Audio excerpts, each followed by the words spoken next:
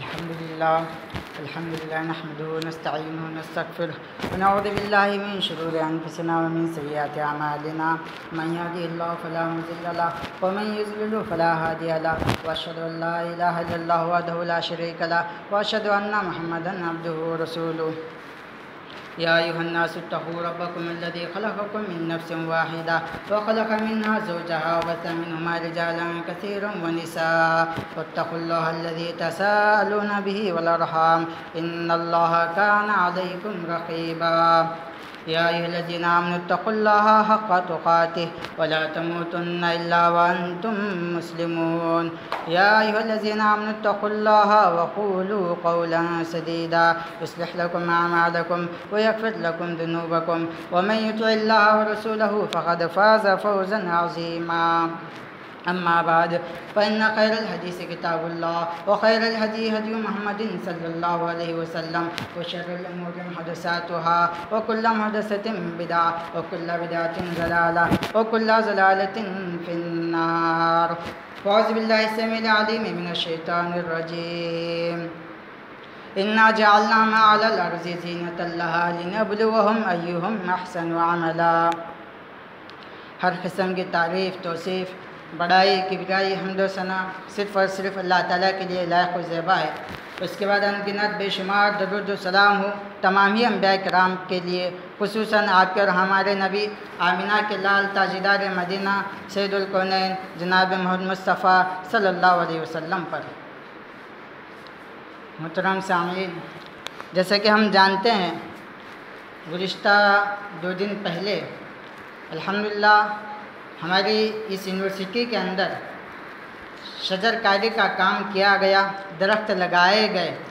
اور الحمدللہ جتنے بھی احباب پڑھے لکھے ہیں وہ جانتے ہیں اور سائنس کی کتابوں میں پڑھے ہوئے ہیں کہ اس کی کتنی اہمیت ہے، خاص کر کے انسانوں کے لیے اور اس کے بعد حیوانات کے لیے، جانوروں کے لیے اور اس ساری دنیا کے لیے اس کی کتنی زیادہ اہمیت ہے. انشاءاللہ اس خطبہ جمعہ کے اندر یہی چند باتیں میں آپ لوگوں کے سامنے پیش کرنا چاہوں گا. شجر کاری، پودے لگانا، درخت لگانا، اس کی کیا اہمیت ہے اور اس کی کیا فضیلت ہے، اسلام نے اس سلسلے میں کیا کچھ باتیں کہی ہیں. ہمیں یہ چاہیے کہ ہم سب سے پہلے قرآن اور حدیث کا مطالعہ کریں، اسلام کا مطالعہ کریں. اسلام یہ ایک مکمل نظام حیات ہے، زندگی گزارنے کا ایک کمپلیٹ طریقہ ہے. تو لہٰذا بہت ساری ایسی باتیں ہیں آج سے 1400 سال پہلے نبی کریم صلی اللہ علیہ وسلم نے اپنی احادیث کے اندر بتلائی ہیں اور اللہ تعالیٰ نے قرآن مجید کے اندر اس سے متعلق رہنمائی دی ہے. لیکن چونکہ ہم پڑھتے نہیں ہیں، قرآن حدیث کا مطالعہ نہیں کرتے ہیں، تو ان باتوں سے ناواقف رہتے ہیں. اور اس کے 1400 سال بعد آج اتنے سالوں بعد آج سائنس تحقیق کر رہی ہے اور ریسرچ کر رہی ہے اور ترقی کر رہی ہے سائنس، اور یہ ثابت کر رہی ہے کہ بہت ساری ایسی باتیں جو قرآن حدیث میں بتلائی گئی ہیں وہ عین سائنس کے مطابق ہیں، اور بلکہ سائنس سے بھی آگے قرآن اور حدیث کی باتیں ہیں اور بالکل صحیح اور سچی حق پر مبنی باتیں ہیں. شجر کاری، پودے لگانا، درخت لگانا، اس کی اسلام کے اندر بہت ہی زیادہ اہمیت ہے. جب اللہ تعالیٰ نے اس دنیا کو بنایا تو انسانوں کو پیدا کیا اور انسانوں کی بھلائی کے لیے، انسانوں کے فائدے کے لیے اللہ تعالیٰ نے اس ساری کائنات کو پیدا فرمایا ہے، اس آسمان کو بنایا ہے، اور اس زمین پر جتنی ساری چیزیں ہیں یہ انسانوں کے فائدے کے لیے ہیں. اس لیے اللہ تعالیٰ نے قرآن مجید کے اندر فرمایا انا جعلنا ما علی الارض زینۃ لہا لنبلوہم ایہم احسن عملا. اس زمین پر جتنی ساری چیزیں ہیں، چاہے حیوانات ہو، جمادات ہو یا پھر نباتات یعنی پودے درخت وغیرہ، یہ ساری چیزیں ہم نے بنائے ہیں تاکہ زمین کو ہم خوشنما بنائیں، زمین کو ہم زینت دیں، خوبصورتی دیں. اور اس کا مقصد کیا ہے؟ لِنَبْلُوَهُمْ أَيُّهُمْ أَحْسَنُ عَمَلًا، تاکہ ہم انسانوں کا امتحان لیں، انسانوں کو آزمائیں کہ ان چیزوں سے فائدہ اٹھا کر کے کون شخص ہے جو اچھا عمل کرتا ہے اور اللہ تعالیٰ کی عبادت کرتا ہے. پودے لگانا، درخت لگانا، اس کی بہت زیادہ اہمیت ہے۔ اس سے جانور بھی فائدہ اٹھاتے ہیں اور حیوانات بھی فائدہ اٹھاتے ہیں، پرندے بھی فائدہ اٹھاتے ہیں اور انسان بھی فائدہ اٹھاتے ہیں۔ لہٰذا ہم سارے لوگ اس متعلق بہت زیادہ جانتے ہیں۔ جب ہم زیادہ سے زیادہ پودے لگائیں گے اور شجر کاری کریں گے تو پھر ایسی صورت میں ہم انسان اس سے درخت، پھل، اناج، یہ ساری چیزیں حاصل کر سکتے ہیں اور وقت ضرورت ان درختوں سے ہم لکڑی حاصل کر کے مختلف فرنیچر ہم بنا سکتے ہیں، اور اس کے علاوہ بھی ہم ان درختوں کے ذریعے سے آکسیجن حاصل کرتے ہیں۔ جب یہ درخت لگائے جائیں گے تو آکسیجن آئے گی اور آب و ہوا صاف ہو جائے گی، کاربن ڈائی آکسائڈ کم ہو جائے گا، اور پھر جو یہ جانور ہیں، نباتات ہیں، پرندے ہیں، یہ تو اپنی غذا ان درختوں سے حاصل کرتے ہی ہیں، بلکہ جو پرندے ہیں ان کی ساری زندگی انہی درختوں سے گزرتی ہے۔ اللہ تعالیٰ نے ان تمام درختوں کو اور نباتات کو زمین کی زینت کے لیے بنایا ہے، تو لہٰذا ہمیں چاہیے کہ ہم زیادہ سے زیادہ اس کام کو انجام دیں اور بنا ضرورت کے، بغیر کسی ضرورت کے درختوں کو کاٹنا اور درختوں کو برباد کرنا، پودوں کو برباد کرنا، اسے اللہ تعالیٰ نے قرآن مجید کے اندر فساد سے تعبیر کیا ہے، فتنہ اور فساد سے تعبیر کیا ہے۔ اللہ تعالیٰ نے قرآن مجید کے اندر منافقوں سے متعلق بیان فرمایا ہے۔ اللہ تعالیٰ کا ارشاد ہے وَإِذَا تَوَلَّى سَعَى فِي الْأَرْضِ لِيُفْسِدَ فِيهَا وَيُهْلِكَ الْحَرْثَ وَالنَّسْلَ وَاللَّهُ لَا يُحِبُّ الْفَسَادَ۔ اللہ تعالیٰ نے ارشاد فرمایا جب منافق انسان پیٹ پھیر کر جاتا ہے تو اس کی کوشش ہوتی ہے کہ وہ اس زمین کے اندر فتنہ فساد مچائے۔ فتنہ فساد کیسے وہ مچاتا ہے؟ وہ اس طریقے سے مچاتا ہے یُہْلِكَ الْحَرْثَ وَالنَّسْلَ، وہ پودوں کو، درختوں کو کاٹتا ہے، برباد کرتا ہے اور اس کو ضائع کرتا ہے، وَالنَّسْلَ، اور انسانوں کو بھی وہ برباد کرتا ہے اور ان کے درمیان فتنہ فساد پھیلاتا ہے۔ وَاللَّهُ لَا يُحِبُّ الْفَسَادَ، اللہ تعالیٰ نے فرمایا اور اللہ تعالیٰ فتنہ فساد کو پسند نہیں فرماتا ہے۔ تو اس آیت کریمہ کے اندر اللہ تعالیٰ نے بتلایا درختوں کو، پودوں کو ضائع کرنا، بیکار کرنا اور انہیں جلانا، برباد کرنا یہ منافقوں کی نشانی ہے، اور ایسا کرنا گویا اس زمین پر فتنہ اور فساد پھیلانا ہے۔ ہمیں چاہیے کہ ہم ایسے غلط کاموں سے بچیں، بنا ضرورت کے ہم پودوں کو، درختوں کو نہ کاٹیں، اور اسی طریقے سے اس کی بہت زیادہ فضیلت بھی ہے۔ لوگ اس چیز کی طرف توجہ اس لیے دے رہے ہیں کیونکہ اس کے اندر ان کا فائدہ ہے، لیکن جب ایک مسلمان اس کام کو اچھی نیت سے، خلوص نیت کے ساتھ کرتا ہے اور اللہ تعالیٰ کی رضامندی کے لیے کرتا ہے تو پھر ایسی صورت میں یہ اس کے لیے نیکی بھی بن جاتی ہے، یہ اس کے لیے عبادت بھی بن جاتی ہے۔ اس لیے اللہ کے رسول صلی اللہ علیہ وسلم نے مسلم شریف کے اندر فرمایا ما من مسلم یغرس غرسا اور یزرع زرعا، نبی کریم صلی اللہ علیہ وسلم نے فرمایا، مسلم شریف کی روایت ہے، اگر کوئی بھی مسلمان کوئی پودا لگاتا ہے یا درخت لگاتا ہے یا پھر کوئی زراعت کرتا ہے جس سے پودے اگتے ہیں، درخت لگتے ہیں، تو پھر ایسی صورت میں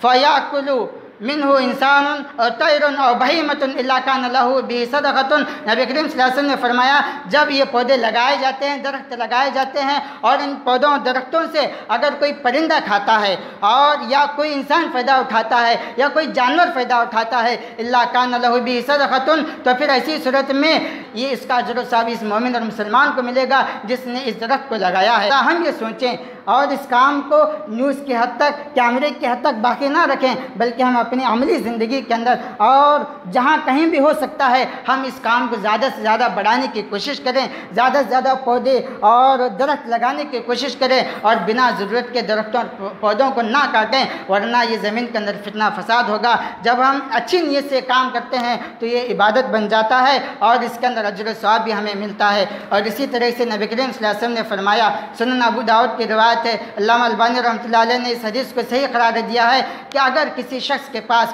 کوئی زمین ہے تو پھر ایسی صورت میں اسے چاہیے کہ اس کے اندر وہ زراعت کرے، وہ پودے لگائیں، درخت لگائیں۔ نبی کریم صلی اللہ علیہ وسلم نے فرمایا من کانت لہ ارض، اگر کسی کے پاس زمین ہے فَلْيَزْرَعْهَا أَوْ فَلْيُزْرِعْهَا أَخَاهُ وَلَا يُكَارِهَا، نبی کریم صلی اللہ علیہ وسلم نے فرمایا اگر کسی شخص کے پاس زمین موجود ہے تو پھر ایسی صورت میں اسے چاہیے کہ وہ زمین کے اندر زراعت کرے، پودے لگائے، درخت لگائے، یا پھر اگر وہ نہیں کر سکتا ہے تو پھر ایسی صورت میں وہ اپنی زمین کسی اپنے بھائی کو دے دے جو زمین میں زراعت کر سکے، پودے لگائے، درخت لگائے اور اس زمین سے فائدہ اٹھا سکے۔ ولا یکاریہا، اور اس سلسلے میں جب ہم اپنی زمین دوسروں کو زراعت کے لیے دیتے ہیں تو جو محنت اور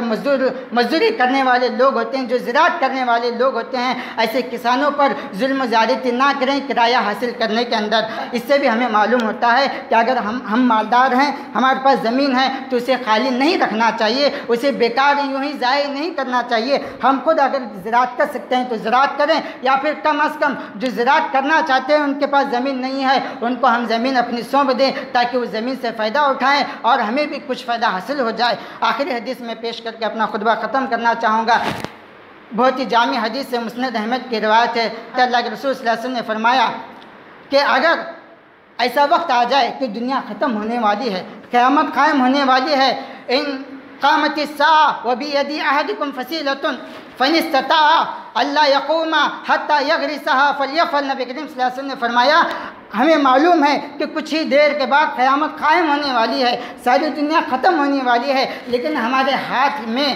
کوئی درخت کی ٹہنی ہے یا درخت کی کوئی ایسی بیج ہے جس کے ذریعے سے ہم اس زمین میں اس کو بو سکتے ہیں، درخت اور پودا لگا سکتے ہیں۔ تو نبی کریم صلی اللہ علیہ وسلم نے فرمایا اگر اس کے پاس اتنا بھی وقت ہے، اس کے پاس اتنی بھی طاقت ہے کہ وہ قیامت قائم ہونے سے پہلے، دنیا ختم ہونے سے پہلے اس درخت کی ٹہنی کو، اس درخت کی بیج کو اس زمین میں بوئے تاکہ پودا لگے اور درخت لگے، تو اسے ایسا کرنا چاہیے۔ حالانکہ جب پودا ہم لگائیں گے قیامت قائم ہو جائے گی، دنیا ختم ہو جائے گی، اس کا کوئی فائدہ نہیں ہے، لیکن یہ عبادت ہے، یہ نبی کریم صلی اللہ علیہ وسلم کی تعلیم ہے کہ اگر ہم ایسا کرنا چاہتے ہیں، کر سکتے ہیں تو ہمیں ایسا کرنا چاہیے۔ ان تمام آیات اور احادیث سے ہمیں یہ بات معلوم ہوتی ہے کہ درخت لگانا، پودے لگانا اور ہریالی زمین کے اندر زیادہ سے زیادہ پیدا کرنے کی کوشش کرنا، اس کے اندر انسانوں کا بھی فائدہ ہے اور حیوانات، نباتات، یہ پرندوں، ان تمام لوگوں کا فائدہ ہے، ان تمام مخلوقات کا فائدہ ہے۔ اور اگر ہم صحیح نیت سے کریں گے، اللہ تعالیٰ کو خوش کرنے کے لیے کریں گے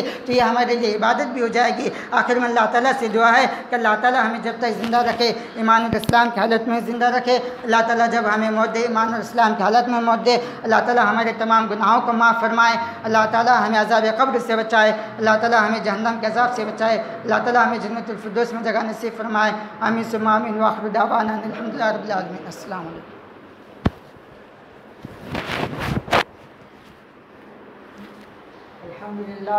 الحمد للہ نحمده ونستعینه ونستغفره ونعوذ باللہ من شرور انفسنا ومن سیئات اعمالنا من يهده الله فلا مضل له ومن يضلل فلا هادي له واشهد ان لا اله الا الله وحده لا شريك له واشهد ان محمدا عبده ورسوله اما بعد ان اللہ وملائکتہ یصلون علی النبی یا ایھا الذین آمنوا صلوا علیہ وسلموا تسلیما اللهم صل علی محمد وعلی آل محمد کما صلیت علی ابراہیم وعلی آل ابراہیم انک حمید مجید اللهم بارک علی محمد وعلی آل محمد کما بارکت علی ابراہیم وعلی آل ابراہیم